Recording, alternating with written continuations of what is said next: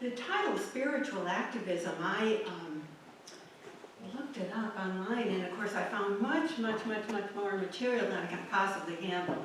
So this will just be a little bit about spiritual activism. There's much more online. You just have to Google spiritual activism. It was kind of amazing to me.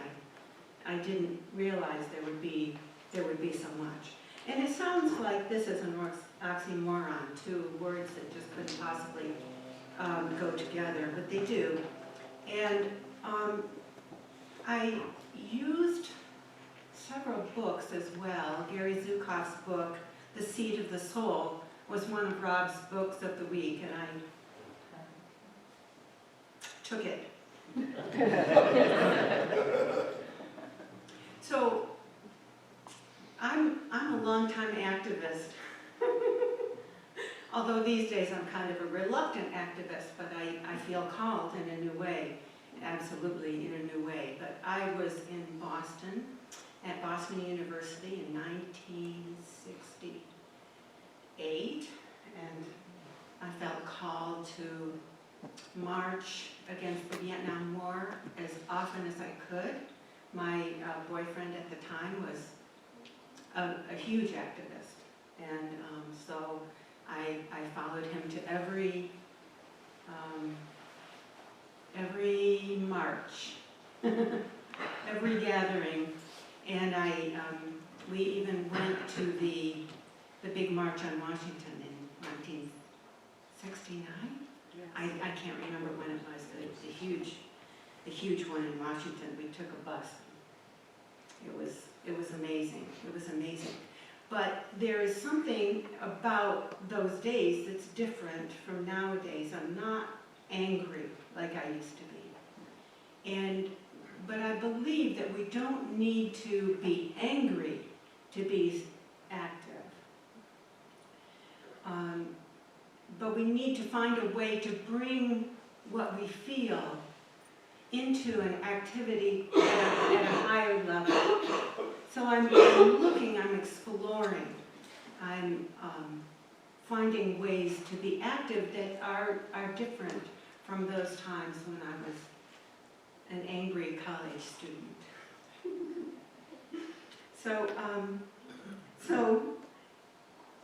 But I still really appreciate the 11,000 people that got together in Ann Arbor on the day after the inauguration of our president. And I really appreciated the people that marched on, not my President's Day, last Monday. So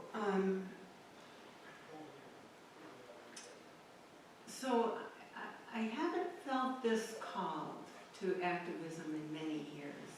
So I want to talk about a few things to remember, a few things we need to remember, and end by talking about a few ways to be spiritually active. So one of the things that has helped me is to remember that we are part of a larger picture of planetary evolution. Steve Behrman wrote a book, and a scientist wrote a book, and I don't remember the name of it, but it's about our conscious evolution, our conscious spiritual, political, and societal evolution. And that's a very good book. So there are things we don't know that are carrying us onward and upward, that larger picture. You could also imagine that at this time we're being tested in a new way. We've set it up so we have created this in order to learn something. And I think it's important to remember that so that we don't get too bogged down in thinking that just because we don't look out there and we're not seeing a solution doesn't mean there is not a solution. I've also realized it's not necessary to be overdramatic. And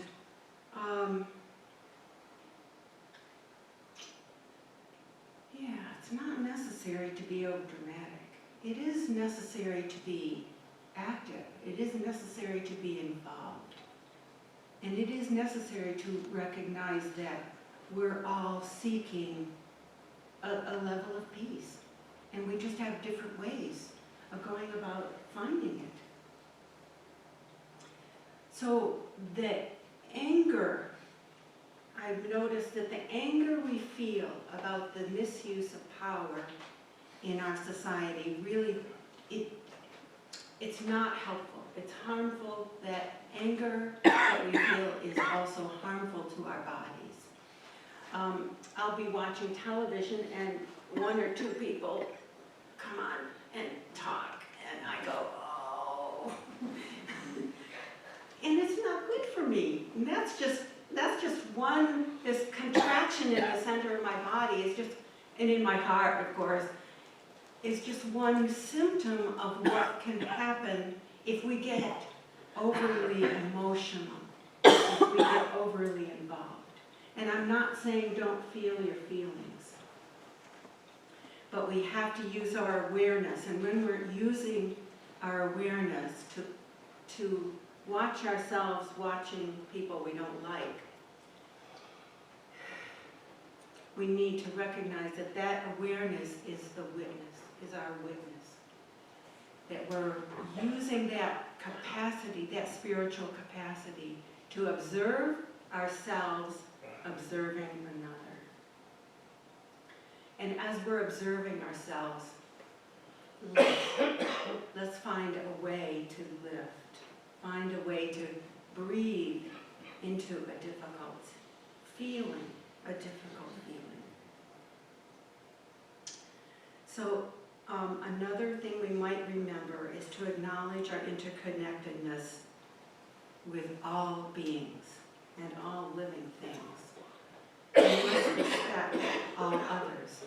And remember that every one of us has a perfect right to be wrong. And it sure looks like some people are enjoying being wrong. Yes, indeed. We might also remember to have courage. A woman named, I like to quote, Leslie Iger said, I don't know who she is, "Any fool can run toward the light. It takes a master with courage to turn and face the darkness and shine his own light there." So let's not hide from the darkness. Let's face the darkness. Let's not just cope with our feelings. Let's live through our feelings. And from that place will arise activeness. I think this quote is from A Course in Miracles. All events are neutral.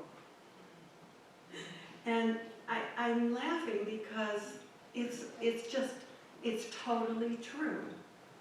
What we're feeling is what we're giving, what we're offering to every neutral thing that's happening, every event, everything we see. And of course our feelings are not neutral at all. So let's open our hearts with compassion and feel an openness we have never felt before. Explore that possibility. Can I be open to this? Can I be open to these words and not let them harm me?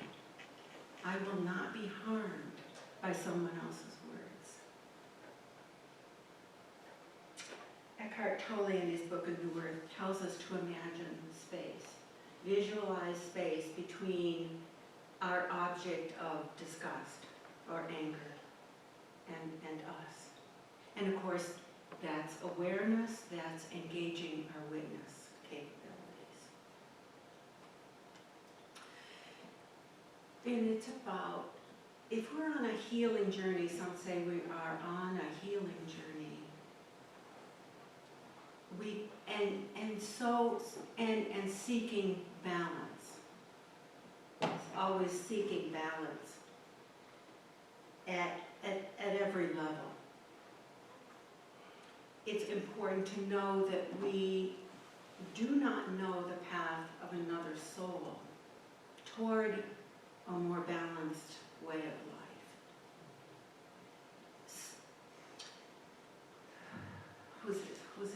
Whose book that was I'm using?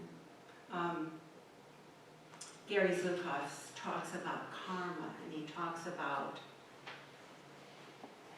how in some lifetimes we create karma so that in another lifetime we have to heal that, we have to disperse that, we have to express that. And if that's true, and I'm not sure I believe in karma so much, I believe that yes, we can erase karma.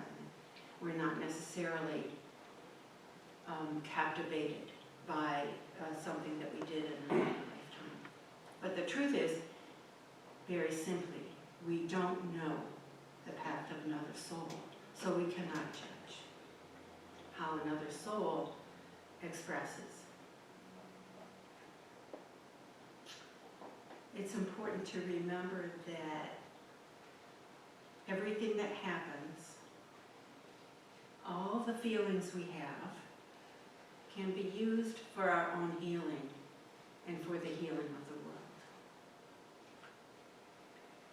Here's a quote by Pema Chodron, "When things fall apart."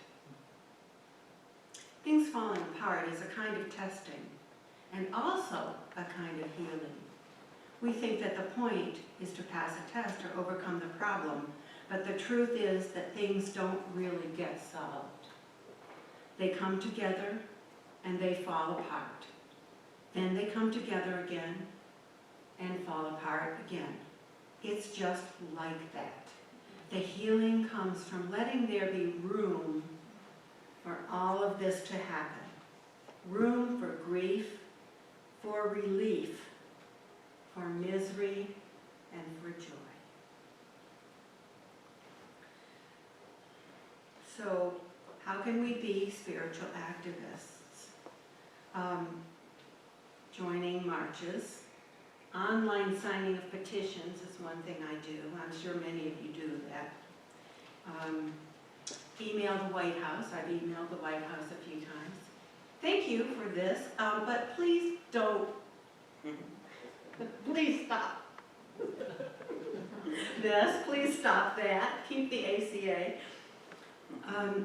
And calling representatives and senators, which I've also done. That's an armchair activist. I'm an armchair activist. I don't get out and march anymore, but I do a lot. I do a lot.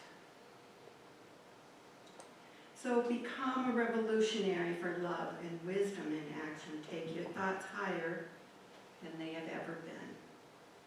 Are you focusing on the problem? Notice if you're focusing on the problem or if you're focusing on the solution. Anticipate the best outcome in every situation. I had to take my car, we do that all the time, we anticipate the best outcomes. And I had to take my car to the dealer, not to my mechanic, because my car is kind of complicated with computers and stuff. Well, and I had a severe problem with it. And I got there and found that there was an extended warranty. So it didn't cost me anything. We worry about things like that. And we have to change our minds about that.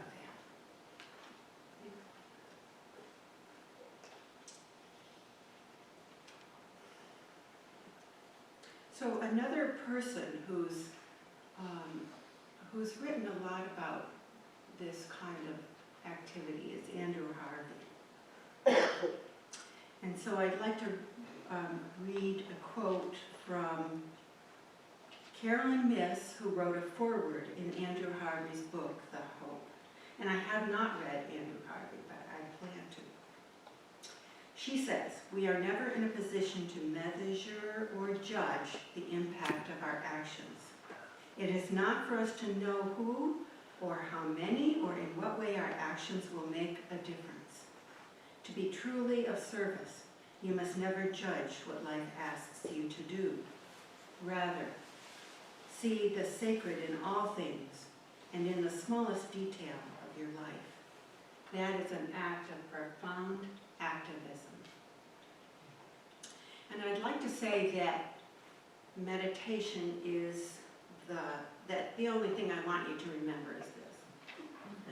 That meditation is the most spiritually active thing you can do to heal the world. And meditation, of course, is taking care of yourself first, so that you can take care of others. And meditation, to me, is anything I do that helps me to recognize the divine spirit within me. Helps me to say, okay, this other thing is not me. I am divine spirit. I am everything I've always wanted to be. All I've wanted to be is a mover, a beer of spirit, of spiritual divine energy in the world. And getting quiet helps. Music helps. Anything. Nature helps. Oh, here's a quote from Andrew Harvey. I did.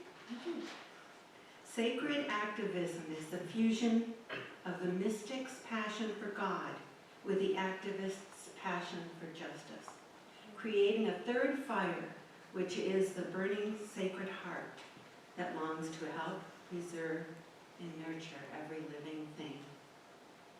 And so I want to finish with a meditation, which I haven't done before, but I like this one.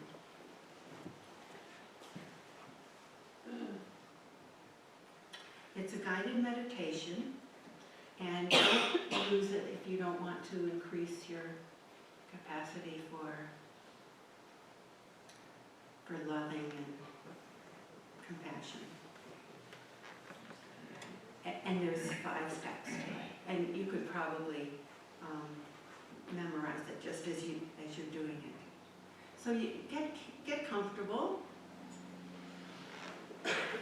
Take a deep breath. This is from, I don't know where it's from. It's all over the internet though.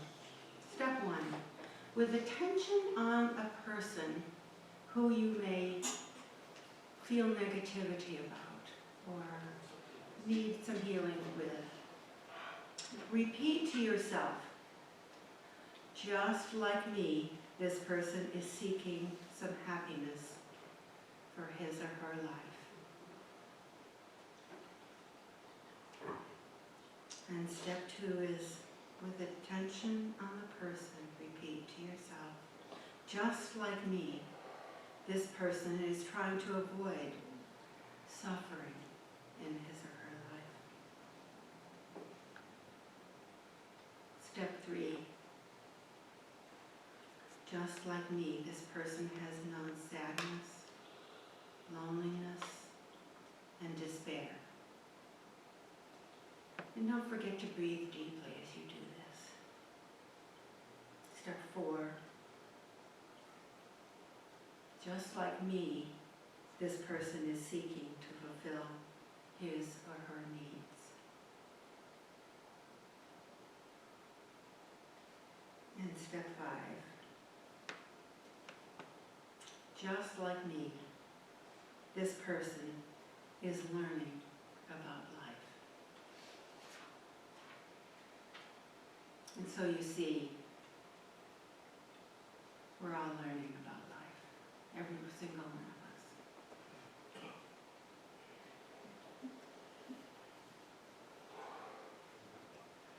And now it's time for open mic.